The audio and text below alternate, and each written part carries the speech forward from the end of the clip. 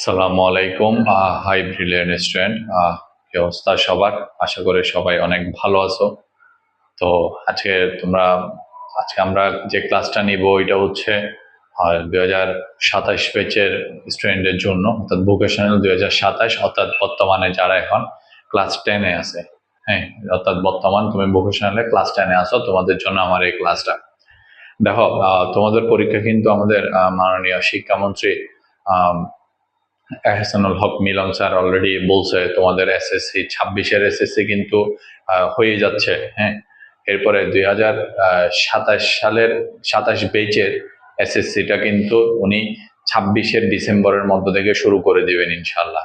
তো সময় কিন্তু আর বেশি দিন নাই, এটা অলরেডি এপ্রিল চলে যাচ্ছে, মে আমরা আমাদের কাছে চলে আসতেছে। তো যারা হয়তো এই নিউজটা সবাই পাইছো আলহামদুলিল্লাহ। তো দেখা যা যদ্দূর সময় আছে ওইটাও আসলে অনেক সময় আছে। ওই সময়টায় যদি তুমি আমাদের সাথে থাকার চেষ্টা করো তাহলে তোমার জন্য একটা ফাটাফাটি রেজাল্ট তৈরি করে দিব। তোমাকে আমি এমন ভাবে পরীক্ষার জন্য প্রস্তুত করব আমরা, তুমি ভোকেশনালে জাস্ট ফাটাই দিতে পারবা। ওকে, আমরা আজকে একদম বেসিক থেকে শুরু করব। একদম বেসিক বলতে দেখো, আজকে আমরা তো ম্যাথ 2 পড়বো। ম্যাথ 2 এর বিভিন্ন মানে ভাগে বিভক্ত।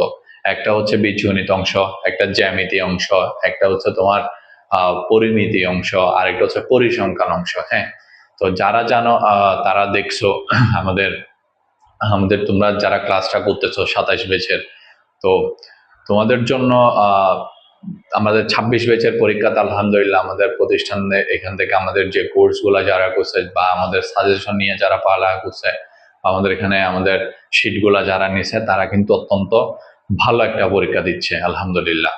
এটার জন্য আল্লাহর কাছে শুকরিয়া জ্ঞাপন করি। তো 27 ব্যাচের জন্য তার ধারাবাহিকতা আমরা হচ্ছে বেসিক ফাউন্ডেশন ক্লাসটা আস্তে আস্তে শুরু করে দিছি। কেন? কারণ সময় তার বেশি দিন নাই। হ্যাঁ, আচ্ছা, তো তোমাদের জন্য ফার্স্টে বলে রাখি, আমাদের স্টাডি মেটের এখান থেকে তোমরা একটা আমাদের ফ্রি গ্রুপ আছে।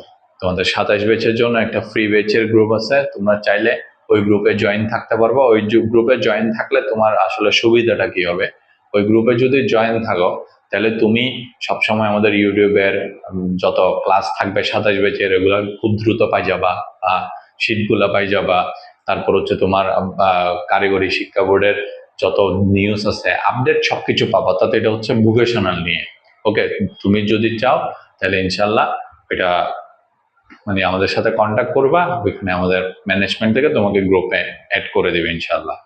আচ্ছা, তো তোমরা সবাই তোমাদের বন্ধুদেরকেও শেয়ার করবা। হ্যাঁ, তাহলে তোমাদের উপকার হবে। চলো আজকে আমরা একটু পরিসংখ্যান পাঠটা পড়ি। দেখো, আমি তোমাদেরকে একদম বেসিক থেকে পড়াবো পরিসংখ্যান।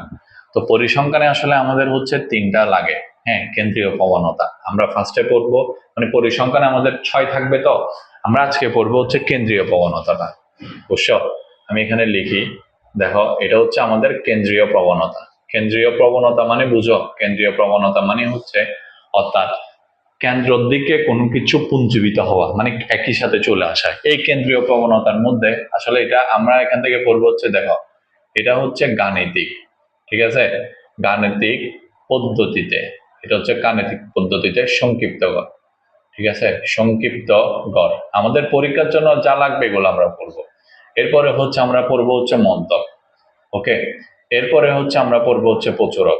এই যে এগুলা এগুলা খুব ভালো মতো পড়বো আমরা ইনশাআল্লাহ। দেখো, আমি আজকে শুধু ক্লাসটা নিব হচ্ছে তোমাদের এই যে গাণিতিক গড়, মদ্যক আর প্রচুরক। এটার হচ্ছে তোমার একদম সূত্র, মানে এগুলো আসলে ম্যাথটা করার জন্য তো সূত্র দরকার হয়। মদ্যকের জন্য গাণিতিক সংক্ষিপ্ত গড়ের জন্য আলাদা সূত্র, মদ্যকের জন্য আলাদা সূত্র, প্রচুরকের জন্য আলাদা সূত্র। এই সূত্রগুলো আমি শিখাই দিব তোমাকে। আর এখান থেকে আসলে যাতে এমন ভাবে তুমি করতে পারো যাতে প্রত্যেকটা পরীক্ষায় তোমার সফলতা আসে। আর তোমাকে আমি এমন ভাবে এটা বুঝাবো যাতে তুমি আর মানে না বুঝতে পারো। তোমার কাজ হচ্ছে তুমি একটু খাতা কলম নিয়ে বসো। ওকে, আচ্ছা চলো আমরা ফার্স্টে গাণিতিক পদ্ধতিতে সংক্ষিপ্ত কর। দেখো এটার সূত্র কি, এটা আমরা একটু আগে দেখি। গাণিতিক পদ্ধতিতে সংক্ষিপ্ত কর। দেখো গাণিতিক পদ্ধতিতে, দেখো আমি যদি এখানে লিখি গাণিতিক পদ্ধতিতে সংক্ষিপ্ত গড়, ঠিক আছে, তো গাণিতিক পদ্ধতিতে এখানে সংক্ষিপ্ত করে আমাদের সূত্রটা হচ্ছে কি জানো, ফার্স্টে এটা হচ্ছে এ প্লাস, দেখো এটা হচ্ছে সামেশন, এটাকে বলা হচ্ছে সামেশন অফ এফ আই, এটা হচ্ছে UI divided by N into H.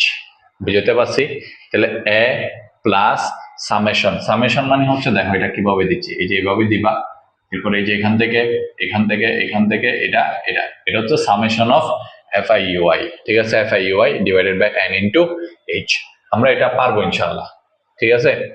আচ্ছা, এরপরে আমরা এখান থেকে যে জিনিসটা দেখবো, এখানে আসলে এ দিয়ে কি বোঝাচ্ছে আর এফ আই দিয়ে কি বোঝাচ্ছে এটা আমরা একটু দেখবো। দেখো এ মানে হচ্ছে আনুমানিক গড়, ঠিক আছে, কি গড়?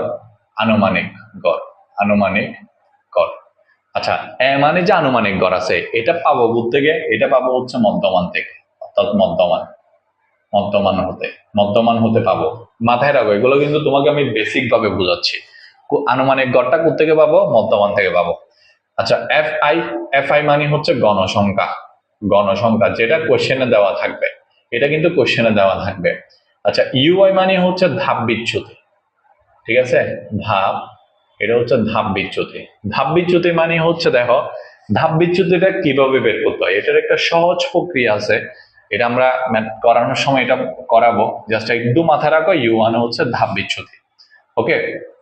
এর পরবর্তীতে এন হচ্ছে হচ্ছে এখানে মোট গণসংখ্যা, মোট গণসংখ্যা, আর এইচ হচ্ছে তোমার অর্থাৎ শ্রেণী ব্যবধান, অর্থাৎ আমরা এখানে যে গুনবো শ্রেণী ব্যবধান, এটা ও আসলে নিম্নসীমা থেকে উচ্চসীমা কত ব্যবধানে আছে, এটাই হচ্ছে ওর আনুমানিক গড়ের একটাই মানে সংক্ষিপ্ত, এটা সূত্র দিয়ে আমরা এখান থেকে পারবো।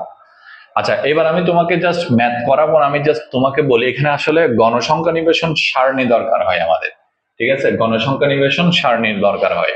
ওই সারণীটার জন্য আমাকে আসলে যা যা রেডি করতে হয় তোমাকে আমি ওইটাই শিখাবো।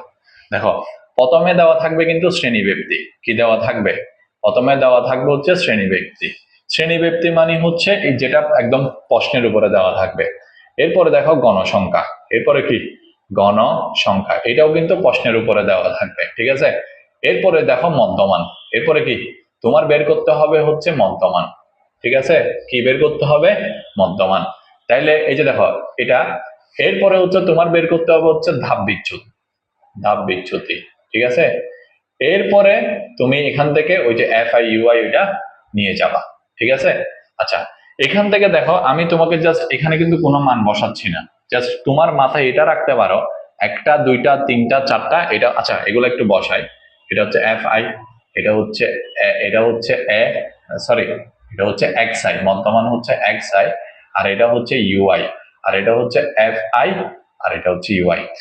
1 2 3 4 5, তার মানে তুমি যদি সংক্ষিপ্ত পদ্ধতিতে গড়টা যদি করতে যাও, তোমার থেকে এরকম সারণীর জন্য 5টা বক্স রেডি করতে হবে, যেখান থেকে এই দুইটা থাকবে হচ্ছে কোশ্চেনের জন্য, ওকে, এই দুইটা হচ্ছে কোশ্চেনের উপর দেওয়া থাকবে। মধ্যমানও বের করতে হবে, তাপ বিচ্যুতি বের করতে হবে, আর এফ আই ইউ আই করতে হবে, অর্থাৎ এটার সাথে এটা গুণ করলে কিন্তু এটা বের হয়ে যাবে। মধ্যমান কিন্তু আমরা মানে আনুমানিক গড় কিন্তু মধ্যমান থেকে পাবো। তো এটা দিয়ে আমরা ম্যাথটা আসলে একদম কমপ্লিট করে ফেলতে পারবো ইনশাল্লাহ, ওকে। তাহলে বুঝছো তো, সূত্রটা বুঝছো তো, একদম খুব ইজিলি বোঝানোর চেষ্টা করছি, এটা যাতে তোমার মাথা থেকে না ছুটে, এটা তুমি খাতার মধ্যে প্যাটার্ন হিসাবে রাখি দিবা, ওকে। আর তোমার টেবিল থাকলে, পড়ার টেবিল আছে না, পড়ার টেবিলে তুমি খাতাটা এরকম করে লিখে কয়েকদিনের জন্য লাগাবা, উঠতে মানে তুমি মাথা তুললে পড়ার টেবিলে দেখবে যে এটা তোমার চোখের সামনে থাকবে, বারবার মনে পড়বে। এটা যদি তুমি একবার যদি মাথায় ক্যাপচার করে নিতে পারো, তাহলে 6 নাম্বার তোমার জন্য একদম ইজি। দেখো তাহলে এটা তো আমরা পারবো ইনশাল্লাহ। তাহলে এই যে দেখো এটা একটু তুলে ফেলো তোমরা। এরপরে দেখো, এরপরে হচ্ছে মধ্যমান, আমরা এখন পড়বো, সরি এখন পড়বো হচ্ছে মধ্যক পড়বো আমরা। দেখো আমরা যদি মধ্যকটা পড়ি, মধ্যকের সূত্র কি জানো? এল প্লাস, এটা হচ্ছে n/2 মাইনাস এফ সি, এরপরে হচ্ছে এইচ ডিভাইডেড বাই এটা হচ্ছে এফ এম, ওকে, বুঝতে পারছি? আচ্ছা, তো এই যে এখান থেকে আমরা যে মধ্যকটা পড়বো ইনশাল্লাহ, এখানে দেখো এখানের মধ্যে জাস্ট আমি তোমাকে একটু দেখাই এল মানে কি, এল দিয়ে কি বোঝানো হয়। এল হচ্ছে মধ্যক শ্রেণীর, দেখো মধ্যক শ্রেণীর নিম্নসীমা। কি সীমা? নিম্নসীমা। মানে এখানে মধ্যক শ্রেণী থাকবে, এটার নিম্নসীমা থাকবে। আবার এটা বের করতে হয় কি দিয়ে জানো? ক্রমযোজিত মান থেকে। কি? ক্রমযোজিত মান। ক্রমযোজিত মান, এইটা থেকে তুমি মধ্যক শ্রেণীটা বের করবা। ওই মধ্যক শ্রেণীটার নিম্নসীমা মানে হচ্ছে একটা উচ্চ সীমা থাকবে, একটা নিম্নসীমা থাকবে, একদম অর্থাৎ দুইটা মান থাকবে, একটা বড় একটা ছোট। মনে করো এখানে মানটা হয়েছে হচ্ছে 30 থেকে 35, তার মানে এখানে ছোট কোনটা? 30, তার মানে 30ই হচ্ছে নিম্নসীমা। বুঝছো? এটা আমরা ধরে করছি। এর পরবর্তীতে দেখো এন। এন মানে হচ্ছে মোট গণসংখ্যা।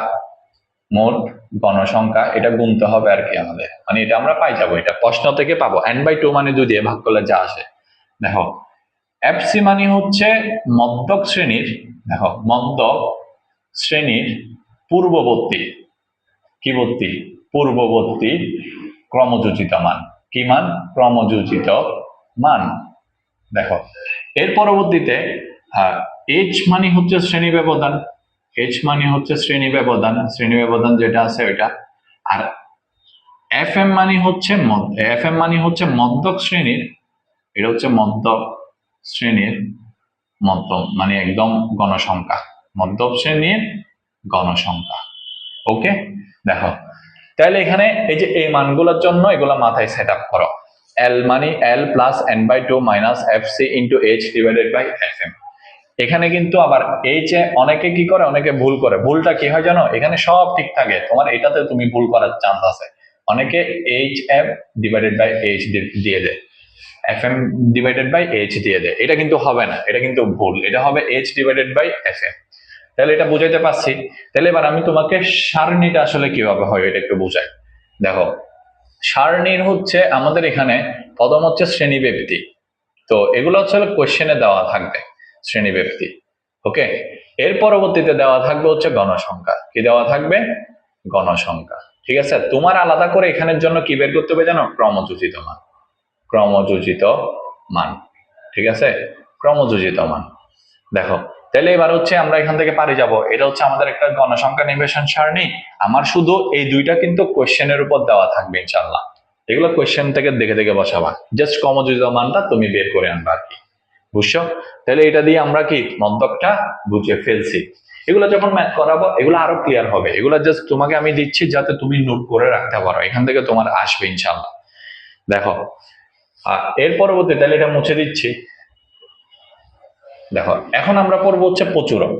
এখন আমরা পড়বো কি স্যার? এখন আমরা পড়বো হচ্ছে প্রচুরক, একদম লাস্ট ওয়ান। দেখো লাস্ট ওয়ান যদি আমরা প্রচুরক করি, দেখো এখানে প্রচুরক, প্রচুরকের হচ্ছে L plus F one divided by F one plus F two into H. Okay, L মানে হচ্ছে প্রচুরক শ্রেণীর, দেখো এটা হচ্ছে প্রচুরক শ্রেণীর মধ্যমান, সরি নিম্নসীমা। ওই যে আগেরটা যেরকম ছিল ঠিক এরকম নিম্নসীমা, নিম্নসীমা। ঠিক আছে, প্রচুরক শ্রেণী। আচ্ছা এর আগে মধ্যকে আমরা মধ্যক শ্রেণী কিভাবে বের করতাম? ক্রমযোজিত থেকে। আর এখানে প্রচুরক শ্রেণী কিভাবে বের করবো জানো? সর্বোচ্চ গণসংখ্যা। কি বলছি? সর্বোচ্চ গণসংখ্যা। এগুলা এগুলা প্রশ্ন থেকে আমরা পাই যাবো ইনশাল্লাহ, সর্বোচ্চ গণসংখ্যা। এরপরে দেখো এফ ওয়ান। এফ ওয়ান মানে হচ্ছে প্রচুরক শ্রেণীর গণসংখ্যা মাইনাস পূর্ববর্তী, পূর্ববর্তী মানে আগে, এক গড় আগে শ্রেণীর গণসংখ্যা। বুঝতে পারলাম? আর এফ টু মানে হচ্ছে প্রচুরক শ্রেণীর গণসংখ্যা মাইনাস পরবর্তী, মানে পরে শ্রেণীর গণসংখ্যা। বুঝছো? এফ ওয়ান মানে হচ্ছে মানে প্রচুরক শ্রেণী থেকে আমরা প্রচুরক শ্রেণীতে পাই যাব, এখান থেকে হচ্ছে পূর্ববর্তীটা বিয়োগ, আর এটা হচ্ছে কি পরবর্তীটা বিয়োগ। আর এইচ মানে হচ্ছে শ্রেণী ব্যবধান। এটা এটা হচ্ছে আমাদের সূত্র। আর এখান থেকে তাহলে গণসংখ্যা নির্বাচন সারণীর জন্য কি লাগবে? কিচ্ছু লাগবে না, জাস্ট কোয়েশ্চেনের উপর যা দেওয়া থাকবে তাই তুলে ফেলবা। কি দেওয়া থাকবে? একটা হচ্ছে শ্রেণী ব্যক্তি, হ্যাঁ, আরেকটা হচ্ছে গণসংখ্যা। এই দুইটা, এখানে এক্সট্রা আসলে কোনো কিছু ব্যবহার হয় না। বুঝতে পারলাম? কোনো কিছু ব্যবহার হবে না। প্রচুরক কিন্তু তোমাদের জন্য খুবই ইম্পর্টেন্ট 27 ব্যাচের জন্য। কেন জানো?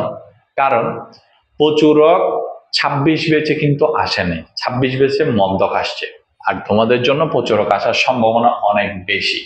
সো এটা একটু করে ফেলবা, আশা করি এটা বুঝছো। ঠিক আছে, তো দেখো হয়তোবা ক্লাসটা যদি না বুঝে থাকো তাহলে বলবা। এটা হচ্ছে জাস্ট বেসিক ফাউন্ডেশন ক্লাস করাইলাম পরিসংখ্যানের। হ্যাঁ, তুমি যদি এই ক্লাসটা করে যদি তোমার ভালো লাগে, তুমি আমাদের সাথে আমাদের হোয়াটসঅ্যাপে তোমাদের ফ্রি বেচ আছে, ওইখানে যুক্ত হইতে পারবা। ওইখানে তুমি এর পরবর্তী যেটা ম্যাথ তোমাদের কি থাকবে, ওই যে এর পরবর্তী ম্যাথ যেটা তোমাদের এটার এই ক্লাসের উপর মানে বেস করে যেটা আমি ম্যাথ করাবো তোমাদের পরিসংখ্যান, এটা তুমি ওই গ্রুপে খুব দ্রুত পাই যাবা। ওকে, আচ্ছা দেখো তাহলে এবার আমি যদি এখন তো এগুলা বুঝাইছি, এবার দেখো আসলে এত কিছু বোঝানোর পর এখান থেকে আসলে আমাদের প্রাপ্যটা হইলো কি, এটা আমি একটু বুঝাই সামারি। এখান থেকে হচ্ছে একটা হচ্ছে এটা হচ্ছে সংক্ষিপ্ত পদ্ধতিতে গড়, যেটার মান হচ্ছে এ প্লাস, এটা হচ্ছে summation of F I U I divided by N into H. এরপরে হচ্ছে মন্তব, এরপরে কি, এরপরে হচ্ছে মর্তব। মদ্যক মানে হচ্ছে L plus N by two minus F C, এটা H divided by F M. আর এখানে হচ্ছে কি প্রচুরক, এখানে কি প্রচুরক, এটা হচ্ছে কি এল প্লাস এফ ওয়ান, এটা হচ্ছে এফ ওয়ান প্লাস এটা এফ টু ইন্টু এইচ। ওকে, এটা ক্লিয়ার বুঝাইতে পারলাম ইনশাল্লাহ। তাহলে এটা হচ্ছে আমাদের প্রাপ্য, মানে এই ক্লাসের পুরো সামারি হচ্ছে কি এই তিনটা সূত্র মাথায় সেট আপ করা।